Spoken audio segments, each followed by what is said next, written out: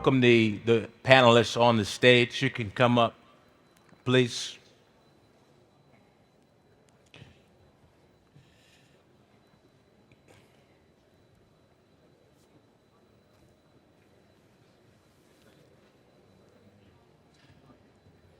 Okay, please, gentlemen. Okay, before we get started, I just want to say it's really an honor and a pleasure to be here in the United Arab Emirates, wearing the Emirati traditional clothing. I've been honored to be able to be here and really take part in the United Arab Emirates vision and moderate this panel, but it's a real honor, and I really appreciate the United Arab Emirates, the chairman, and all of you for participating. Without further ado, I'm going to get started with this panel. I really enjoy this panel. We've got some very distinguished guests. Representing Rolls-Royce Sustainable Solutions is Mr. Rami Elias. We've got Mr. Cornelius Matez from DII Desert Energy, and we have Daniel Ortiz from Acciona Cultura. Let me start with the first question for Mr. Rami. Excuse me. Here's Cornelius. Yes. The gentleman from Acciona is not here, it's Raimund. Raymond. Okay, and we've got Raymond, Dolphin Rider, RD from RD Impulsio. Okay, so let's go ahead and start first. So, Rami, this question is for you. And I think everyone knows the Rolls-Royce brand, but Rolls-Royce also is involved in sustainable solutions. With a recognized brand worldwide, mostly in the automobile industry and now big in sustainable energy, what drove the decision to unite the concept of digitalization and electrification, and how does that contribute to the smart city concept with the added objective of meeting sustainability goals? Thank you so much, Adam, for your question and for this panel. Let me give a brief about Rolls-Royce, because like the automobile sector is like under BMW Group at the moment. This is a division that got separated from Rolls-Royce since the 70s. And in Rolls-Royce at the moment, we have mainly three divisions. So the first division is actually civil aerospace. Like you can see the engine of the aircraft is most of it, they are from Rolls-Royce. Like we have like 50% of the market share. And the second division is the defense business for like jet fighters. And the third business is the power system under the brand name of MTU. So the third division, we have several categories under it. So we have the conventional engine, like stationary and mobile, which is like a gas diesel engine, okay? And MTU brand is very famous for the marine industry. And then they started to think about the next stage, like how we gonna make like more like our solution more sustainable and more like to cope with the future and what is gonna happen in the next decade. So that's why they started to implement, like they started to acquire several companies in the domain of hydrogen. So we have at the moment the fuel cell technology, we have electrolysis, and we have as well like the battery energy storage component. And Rolls-Royce at the moment, they are trying to create the concept of the microgrid system. The microgrid concept is, in a brief way, when you are combining renewable energy component like solar, wind, hydro, and then you combine conventional like diesel or gas engine, and you have a battery energy storage component or any type of storage component like hydrogen as well. You can store energy in it. And at the end of the day, this concept is the new concept that Rolls-Royce is trying to promote. So like combining different technology from hydrogen, including the fuel cell electrolysis, and the battery energy storage with renewable at the end of the day. And the master controller or the energy management system is the key to make this system or a microgrid, to make it smart on optimizing energy and meeting and maximizing the use of renewable energy and at the same time to meet, you know, the electricity demand or the rise of energy need at the end of the day. So moving from like when you are integrating several microgrid together with the grid, this is the concept of a smart grid. And this is the perfect setup in a smart city. So this is how we promote it in Rolls-Royce. There is no government, no utility that will be able to actually cope with the demand or the rise of electricity that's gonna happen. It's like we're gonna see like more than 3-time rise in electricity in the next, let's say, 8 years. In 2030, like the expectation that around the globe we're gonna have 3 times of the electricity need that we have at the moment. This is due to a lot of stuff, like due to the huge data center, due to like blockchain mining that we are hearing. It's like those kind of stuff are very energy intensive. So this is how we are moving. Like again, like microgrids, integrating with microgrids, and like the main grid. This is creating the smart grid concept. And in some sense, we are trying to make it like not only for the energy sector, so we are transforming the transport sector. So as well, like in the electrical aviation, so we are moving to the electrical aviation, and we are using hydrogen engine in the marine business. So it's like it's all, it's like it's the whole sector coupling. It's what we are trying to sell it at the moment. So we are combining all technology together. No, thank you very much. Let me move on to Mr. Cornelius. The question is for you. You know, as a dominant leader in the development and rapid deployment of utility scale renewable energy and really austere environments like the desert, you know, share with us a high-level view of how you assist Gulf partners here in the United Arab Emirates with the adoption of innovative solutions in the desert so that these austere environments have access to energy in the Gulf. Yeah. Hello, everybody. Thank you for having me. That's a good question. Well, when we started 14 years ago, people said, this is exotic, this is crazy, this will never happen, renewable energy. It was expensive at the time. In only 10 years, the cost of solar came down by 90%, the cost of wind came down by 60%. So there is a revolution happening for purely economic reasons. Renewables is far out competing conventional generation, and it will create probably the biggest investment opportunity combined with hydrogen in this decade. There is among the largest solar parks here in the region, like you go cycling in Al Qudra, you see it with your own eyes. So this is happening today, and there's a steep learning curve on technology. So the development, the further cost decline will be driven by further improvements in technology on, for example, operation and maintenance with drones, with new technologies, on further improving efficiency, on new larger wind turbines which can harvest wind at higher heights. And the development is driven by multi-market segments. So not only big renewable projects like hundreds of megawatts, but solar rooftop projects. You see it as well happening in Dubai with the Shams Dubai program. Very successful, over 300 megawatts already. And we will see decentralized projects. We see already today companies like Enerware, they're operating microgrids, they're combining large mobile solar fields in the deserts with generators. And this will become a big thing with basically decentralized generations, making diesel generators a Kodak in this decade. So it is quite powerful what's happening, and UAE is leading the development and has a huge chance to further diversify the economy and actually develop more R&D and drive this development. No, thank you very much. The next question I'll go to is Raymond. Yes. So a big term that's come up a lot around the world globally is corporate social responsibility.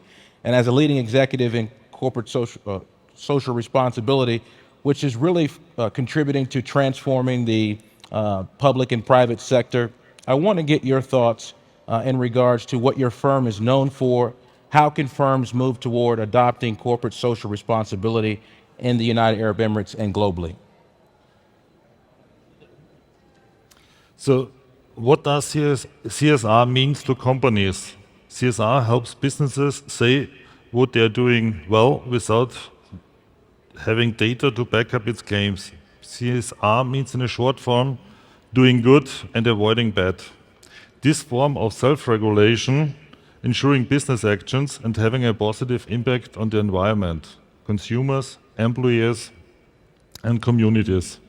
In comparison to ESG, ESG is measured, quantifiable, and criteria-led. ESG is allowing businesses to fully integrate better ESG strategies into their DNA. As the chairman, Mr. Adnan, yesterday said, invest in the generation leads the future. Millennials in General Z are to invest $30 trillion in businesses that clearly demonstrates the impact. CSR costs money. On one side, the stakeholders want the money and the investment back in a short time. On the other side, companies must invest in future activities. Otherwise, they will disappear from the market or will no be longer noticed by consumers. You can say it in that way. So leaders have to think that there's no box, not to think outside the box, and leaders have to think there's no box. And leaders have to lead with passion, with open mindset, with innovational drive, and they have to respect others and other opinions. A good example is Starbucks, for example. Starbucks has long been known for its keen sense of CSR and commitment to sustainability and community welfare.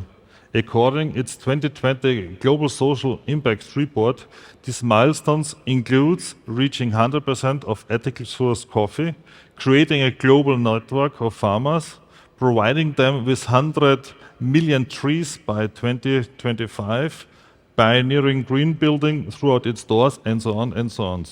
My advice for companies are, identify the purpose, build a strong team, a mixture of young and old generation, give employees ownership, responsibilities, make sustainability as the central goal, use internal and external benchmarks, and last but not least, celebrate the achievements and share the knowledge.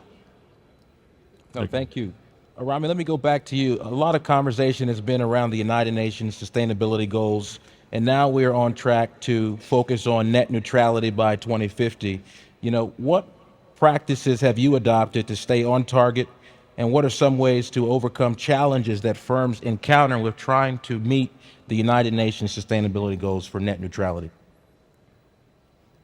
Yeah, so let me tell you first about like in terms of like net zero inside Rolls-Royce. So this is a decision, a clear decision from the company that by 2030 we're gonna achieve net zero for all of our operation worldwide. And this is how we are doing this. It's like, let me give you a bit of example. So it's like our factory in Friedrichshafen in Germany. So we are applying the concept of the whole microgrid that I have just mentioned, and it's like a showcase for all of our customer. And we are combining all technology together, like fuel cell, battery energy storage, PV, wind, gas engine with hydrogen, actually with hydrogen as a fuel. This is another solution that we are offering within our company. So we are mixing all those technology with our own microgrid controller to achieve like a full running factory with zero emission. So this is, for example, for an instance, this is what we are showcasing in our facility in Friedrichshafen. And this is going to be applied more or less over the globe. And let me say, it's I would like definitely to invite everyone to see this microgrid validation center, because it's a masterpiece for a microgrid technology, and how you can combine all those technology fluently without any kind of without any kind of interruption, like a seamless integration. So for like for our customer, how we are helping our customer to achieve net zero. This is what is more important. So this is actually my role in the region. My role in the region is to approach all the clients and to understand their problems. So it's not only about creating a net zero, net carbon emission free facilities, but also we are helping our customer with their power quality issue. So we are checking what is the needs or what is the problem of our customer, and at the end of the day, we make like a tailor-made solution for them to achieve sustainability and at the same way to solve their problem in a cost-effective way. So, and this is, we are doing it like by mixing all technology at the end of the day. So what we do, like we iterate several scenarios by mixing like PV with battery storage, PV with battery storage and hydrogen, or like gas engine or hydrogen engine. And at the end of the day, we are targeting to reach the lowest LCOE possible, levelized cost of energy. So this is the main target, and to guarantee the best return on investment to our customer.